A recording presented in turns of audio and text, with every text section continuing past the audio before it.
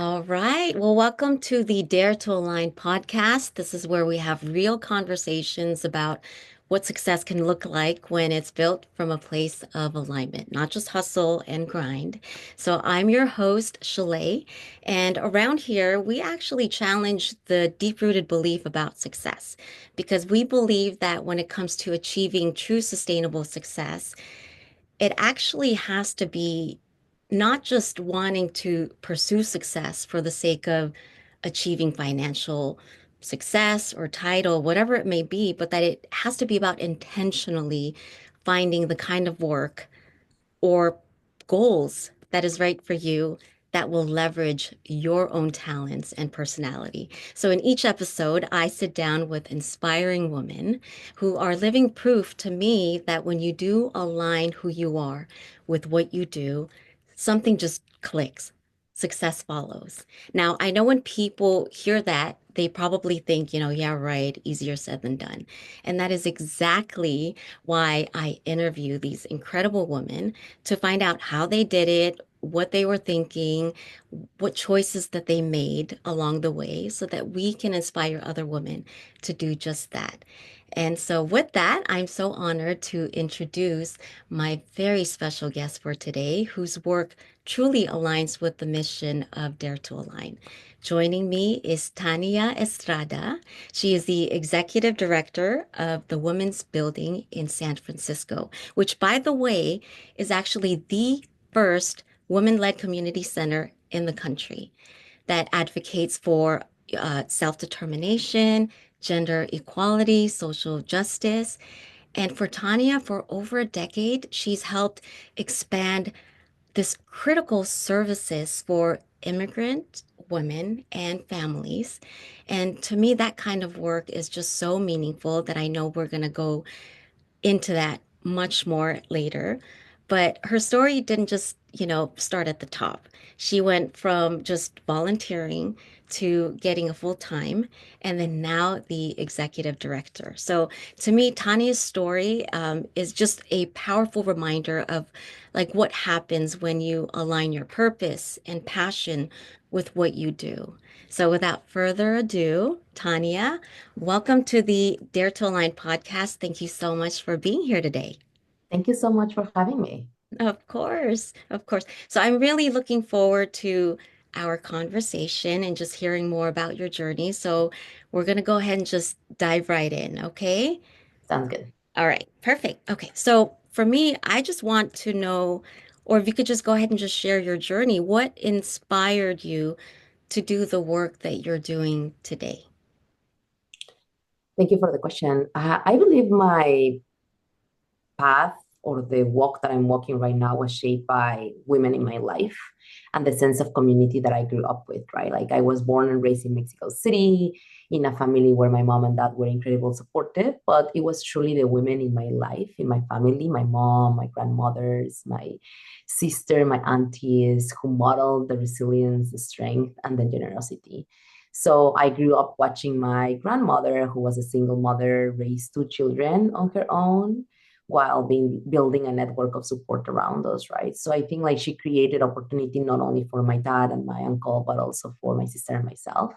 Mhm. And that helped us to, for a better future, right? Like that planted me that deep appreciation for the independence, but also for community care and the collective power and the support that, one brings to another one.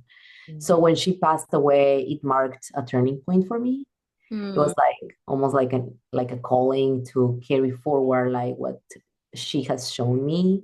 yeah, And, so that legacy of, nurturing, support, and uplifting others and yeah. becoming independent, right? Because I wasn't living at that time by myself. So I did that step um, in that moment in time, right? So I learned a lot on the power of access and opportunity. Much of my education was possible thanks to scholarships, which made me deeply aware of how financial resources or not having them actually can shape people's future, Yeah. right? Like, and women in this case, more than anything, like my grandmother, right?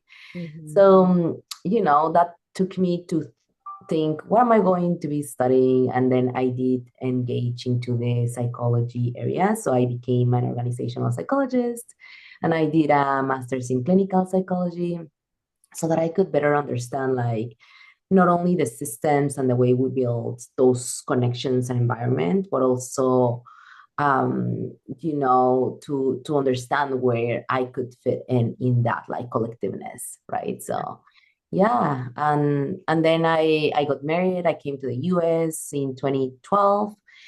So my journey as a migrant and then an immigrant, right? Like opened my eyes even more to those barriers and challenges that many people face um, when starting a new life in a new country, Yeah. right? Like, which is not a new life, it's just like the continuation of what you have been, nurtured with, right? So I wasn't able to work at first. I didn't have a driver's license. I had never held a conversation in English before. I Mhm. studied it, but I had never been able to hold one. So, Yeah. anyways, I started volunteering at organizations. And in this case, the women's building came to place when I moved to San Francisco. And Mhm. I think the experience connected me to the importance of that economic empowerment, that equity and inclusion, but especially for women and underserved communities. Yeah. So I think that's where I found myself like at the women's building, right? Like I wanted to make something meaningful for women. I wanted to speak my own language. So those were some of my search points in my like, search bar where looking for volunteer Yeah. opportunities. So really, I think, gender equality and the strength of the community is something that I was like deeply thinking on and firsthand when I just feel myself surrounded by women Yeah. and then, looking for these opportunities. So I think like my continuous inspiration continues to be my family and especially right now my daughters, right, and husband. I think they remind me of like the importance of the work today on to create together a more um, compassionate Yes, for sure. environment and inclusive world and justice and all of this. I think accelerates more with them now Yeah. in my life. So yeah. So yeah. I see. Well, thank you for sharing that, Tanya. So, I like you mentioned that you volunteered at, like different organizations, but what was it about the women's building that like just truly like caught your attention to say that this is actually where I want to continue to volunteer before you became a full-time staff? Honestly, I never planned for this work or thought of it as my life's path, right? Like I just wanted to approach an organization and volunteer. I couldn't find myself being the only one who didn't have permission to work, who could bring something back to the community. Yeah. And that was what took me to or pushed me to just like seek for those opportunities, right? So I think very quickly I became deeply passionate about it. I never forget this moment during my first week at the Women's Building where it was at the end of my shift. I was closing up the building when a woman arrived with her luggage and she was seeking survival support, really. She Mhm. had been abused, threatened, violated, and she made the brave decision to leave. And I didn't know she didn't know where else to go, so I was there for her.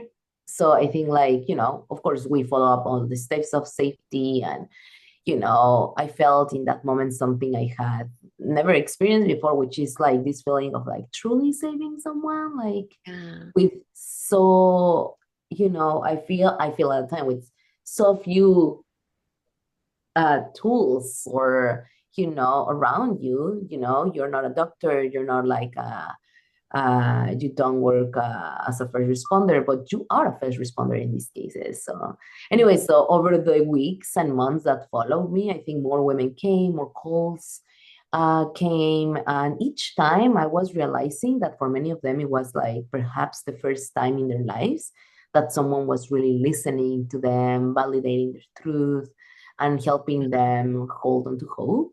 So I think that's the moment where I said like, okay, like this is so important. Yeah. No, I need to continue doing this work and not only doing it, but sharing it and recruiting more volunteers and getting more people to understand the collectiveness power, right? Like this collective power that we have. So I think I've lived so many lives, so many stages of my life within the women's building, you know, my two pregnancies, so I think like right now, like the work of the community became part of who I am really. Like I Ah, eventually became programs director and held and stayed with that role during the pandemic, which was critical. yeah. And you know, with the support of all of the team, we created opportunities for the community to engage and to be supported. But I never did it alone, really.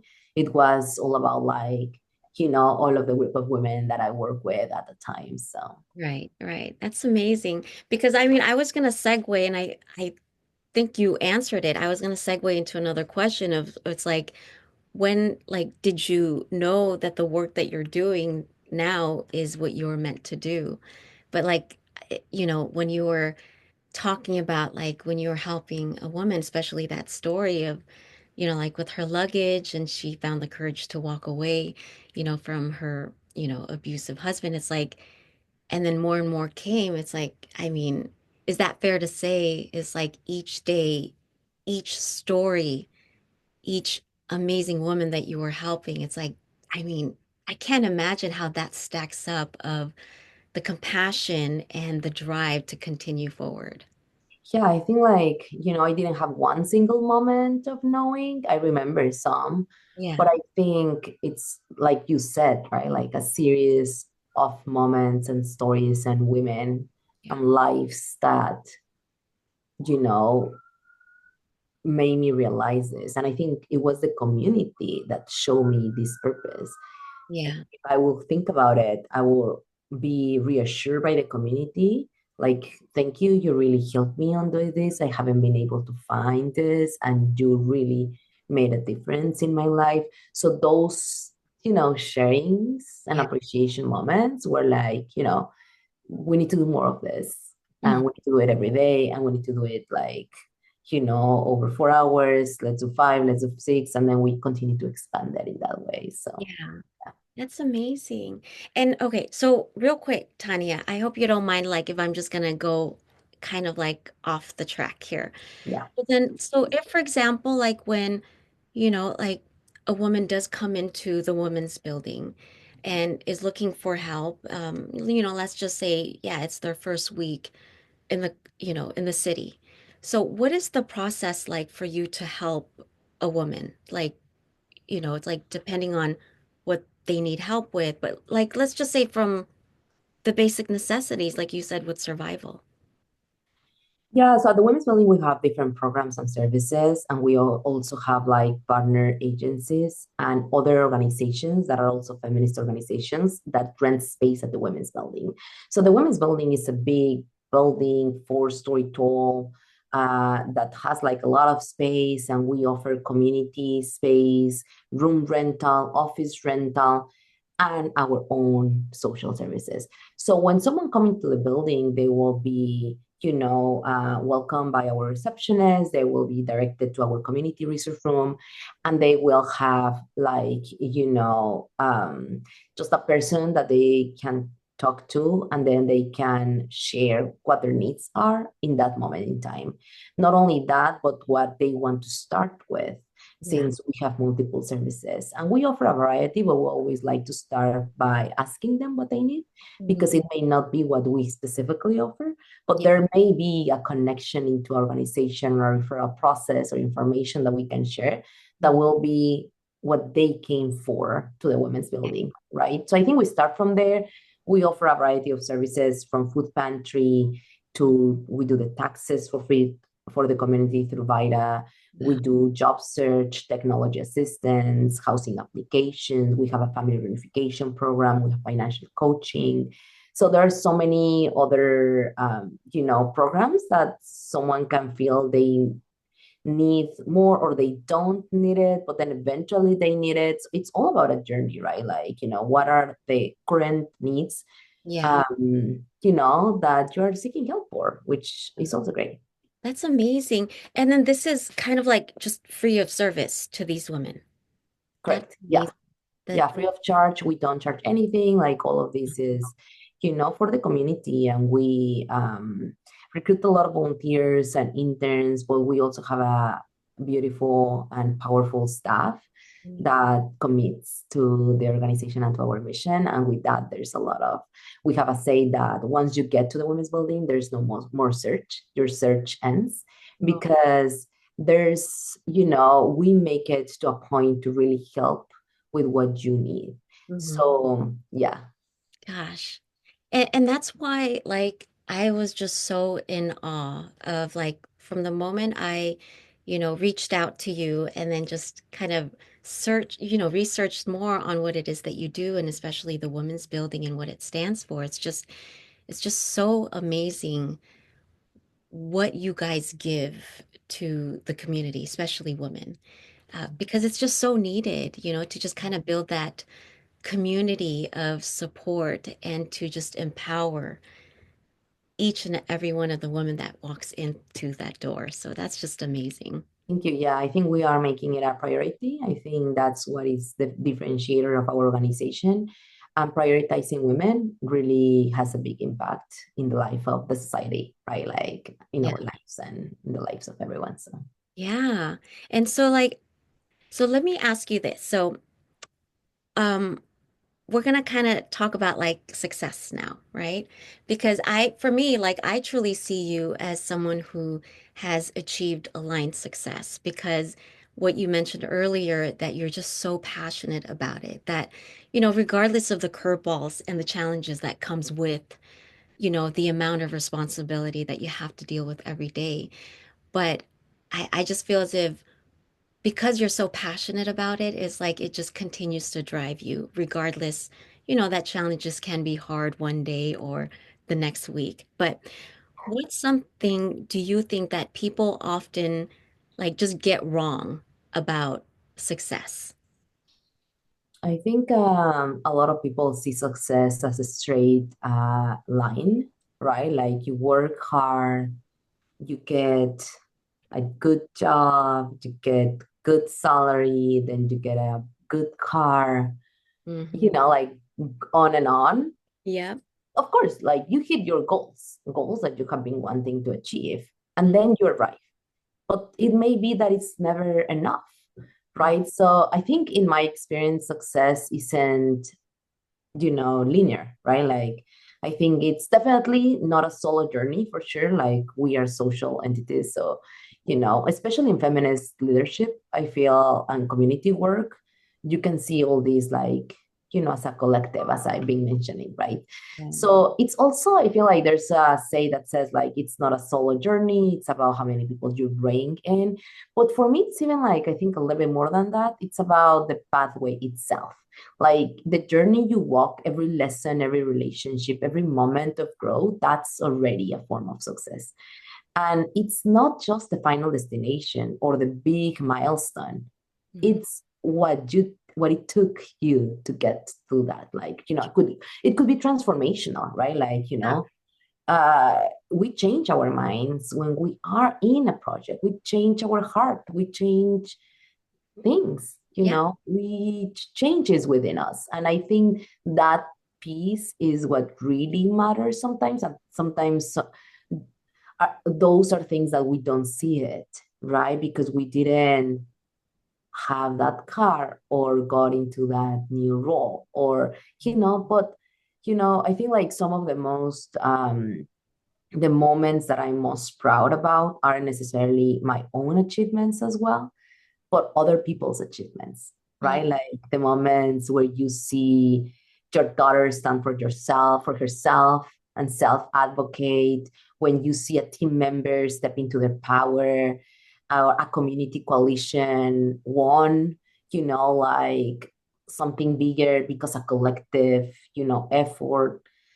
I think like share wins is that share growth, and that the path, the transformation is success. Yeah. Yeah. Yeah.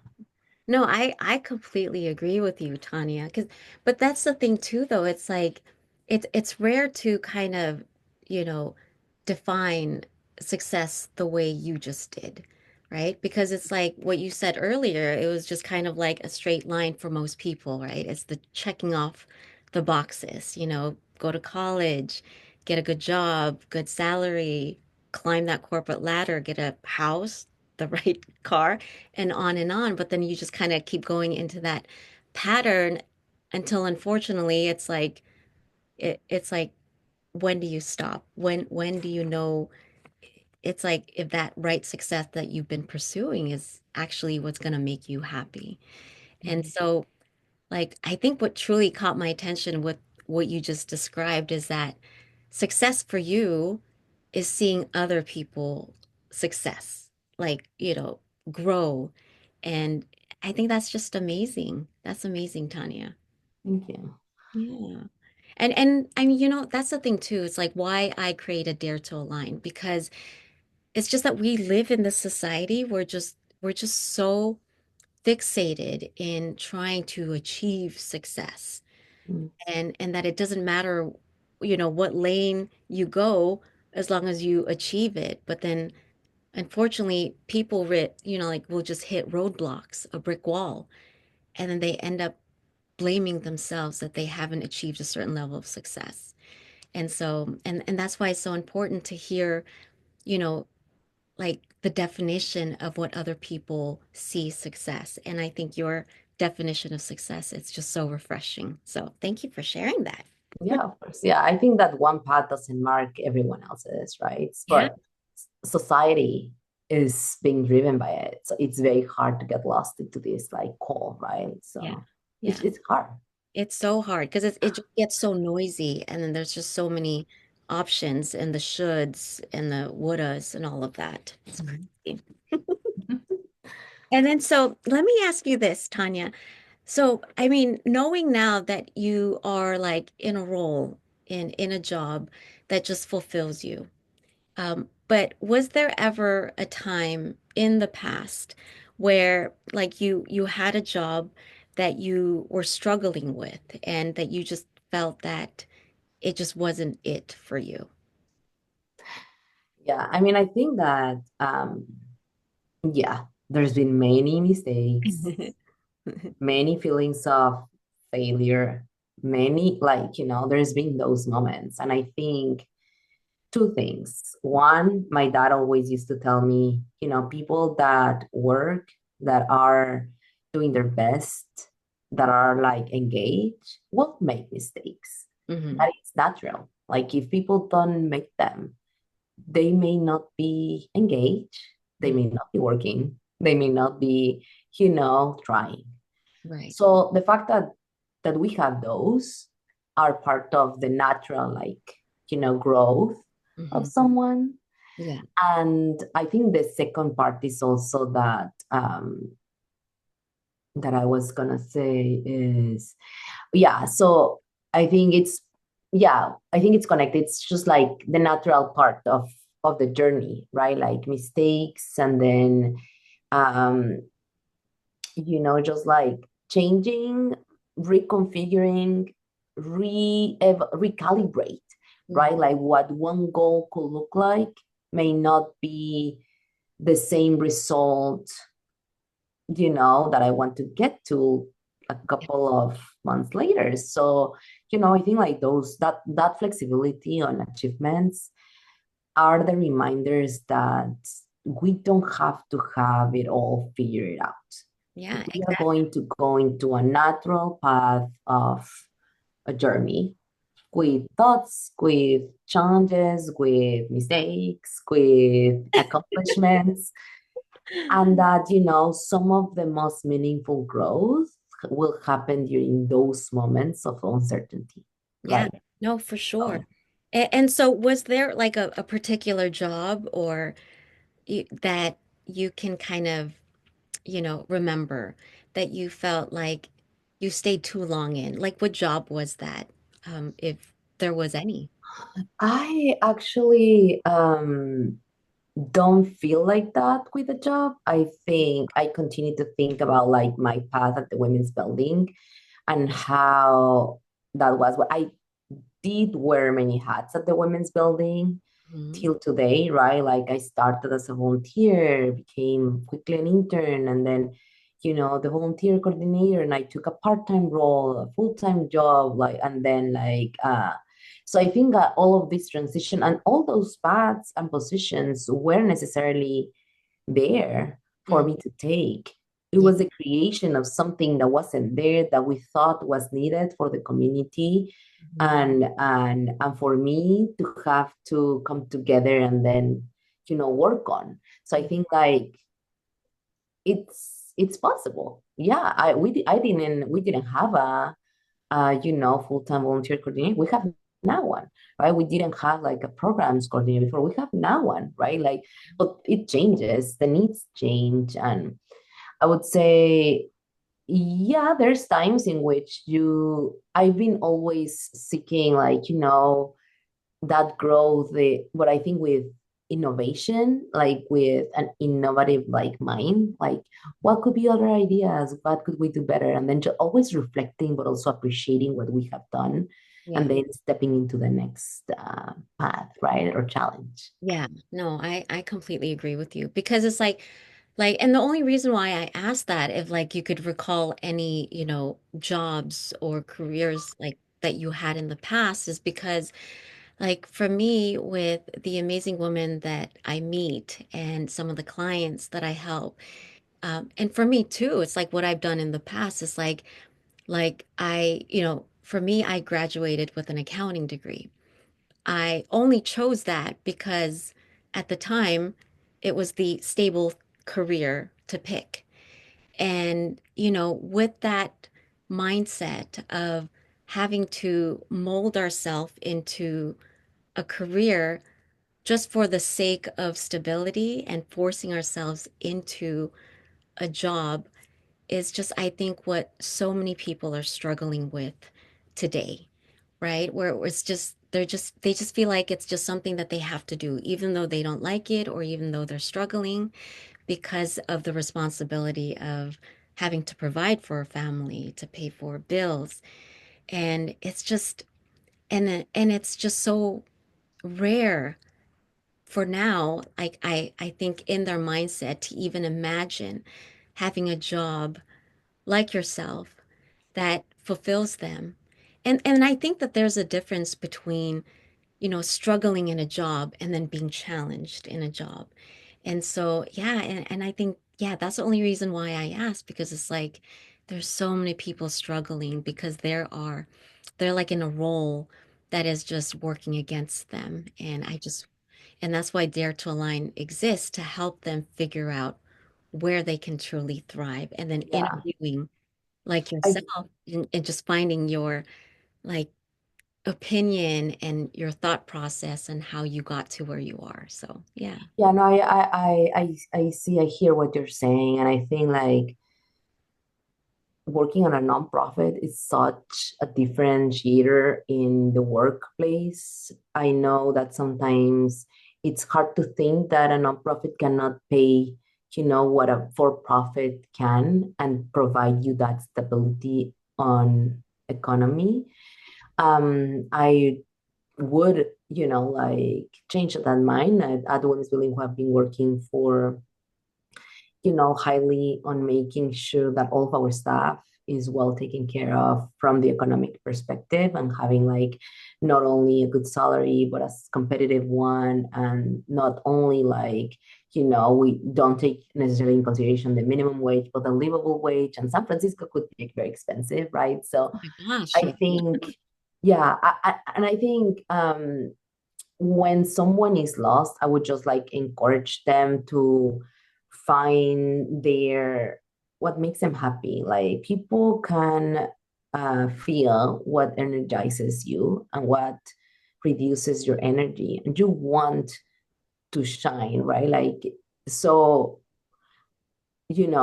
writing down what brings you energy in your life matters for the type of work that you're going to be working. And it matters what you study, but it matters most where you want to get your next journey to be. I think all of the careers are really like meaningful into, what you did was amazing. You study a career, you became independent, you became like stable, and then you got time to think, what do I want to do really with the skills that I already have, right? So I think, um, yeah, I would encourage them to focus not only on the big goals, but also to recognize and celebrate the small accomplishments that they have been doing along the way, like yourself, right? Like, you feel sometimes that some of the smallest wins, are the call to action for a bigger goal, Yeah. right? And that will be taking the first step on maybe I could do this for life, like, things like that. Yeah, no, I love that, especially about the part that you said, Tanya, where you like to list out the things that energizes you. Because I am so passionate about that because it's like we like most people we really don't take the time to just sit down and make a list of the things that makes us happy or the things that will energize us because we're just so consumed with the whole pushing through and it's just a busy life in general. But then, yeah, I love how you mentioned that because it's so important to list down the things that energizes you because that's what will push you to continue. And and so can I ask you, Tanya, like I'm sure that you get a ton of volunteers, right? Mhm. And so then how do you like navigate or just ensure that the volunteers who want to volunteer are in the right role that will allow them to just kind of let their personality shine or it's the thing that energizes them? Yeah, I think like when someone wants to volunteer and they have found an organization, what we do is we engage into a conversation with them, almost like an interview, right? And then we take care of like um what they are more interested about, what their learning could look like, what they're going to bring. We want this to be like a win-win role in which we're not only they are not only helping us fulfill our mission with that extended hand, but we're also helping them, right? And in many ways, from experience, but also from other understandings. So I think we have done many things, but our volunteer coordinator right now, like she's really good at assessing all of this and then helping them choose also according to their availability and so on the programs that they can be part of. It could be a one-time event, it could be a weekly program, and it could be a 3 hour, 4 hour volunteer opportunity, or it could become like more of a 12 hour, right? So I think it depends on them. But one of the things that I really like about volunteers is volunteers, when you are volunteering for something, it's because you really like to do that. Right, You exactly. really like to get into that path, right? Like, it doesn't matter the money anymore. Yeah. You are choosing to be in a place where you are going to make a difference and you're going to not be paid for. Mhm. Perfect, right? Like that's amazing. And then when people thrive in those environments, that's their call, right? Like it's impressive. Now that doesn't mean you have to, like close your, business and then just like go into this other direction. It could be, but at least you are fulfilling your soul, you're energizing yourself, you are stepping into a place in which you're taking care of your career by nurturing it and just by helping yourself to understand that your call is broader and bigger than what you have been already doing, right? Yeah, no, I love that, Tanya. No, yeah, it's so true. It's true. It's like when you, like what you just said, it's like when you find that volunteer and through your kind of like interview process, and then there's something about them where they know exactly where they want to volunteer, which is a good thing. But then when you see them thrive, then that's when you know that they're actually, using what it is that they're truly passionate about because they're thriving versus struggling. So that's Yeah, we want volunteers that want to be at the women's building. We want volunteers, right? But it's a different thing if they want us, Mhm. right? Yeah. So there's a balance in there, Yeah. Yeah. right? For sure. For sure. Okay. So this is going to be kind of like the last question here.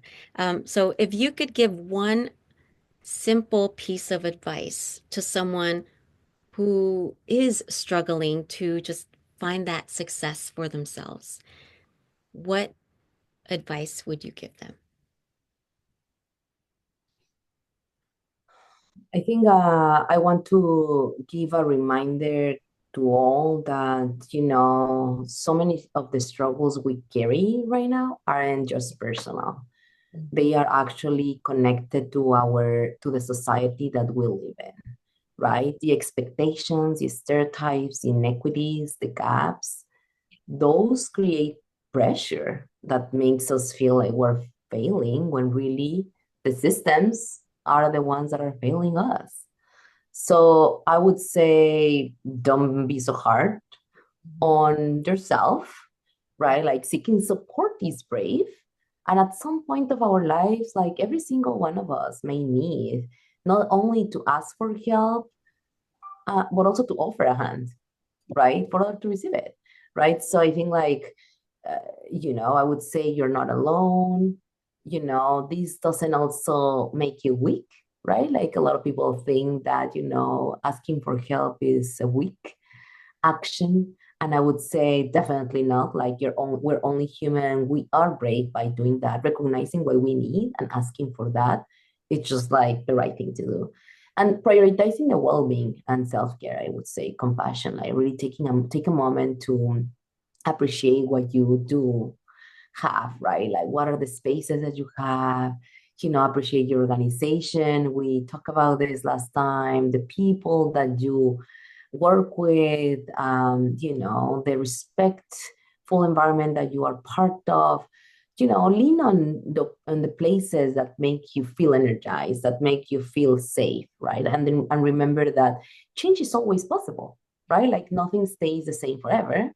So thinking on, social media, you may have been like the queen of social media, but if this is making your life, a little bit harder and just turn it off, step away.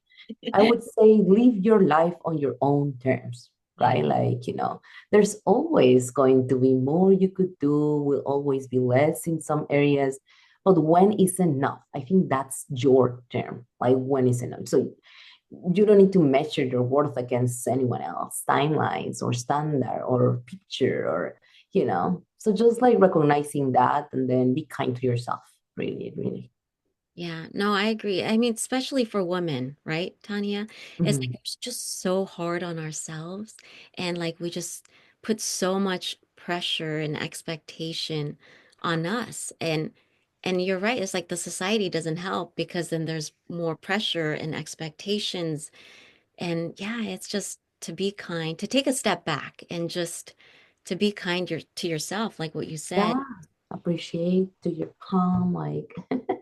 I agree. I agree. It's like it's, it's tough to to have all these expectations and pressure and it takes a lot of courage, like what you said, to ask for help. It's not a sign of weakness. I mean, it's the complete opposite. It's just a sign of courage that Mhm. like you just kind of need to get out of yourself and have someone else just kind of guide you until you can have that strength and clarity to just find a better path for yourself. So that's Mhm.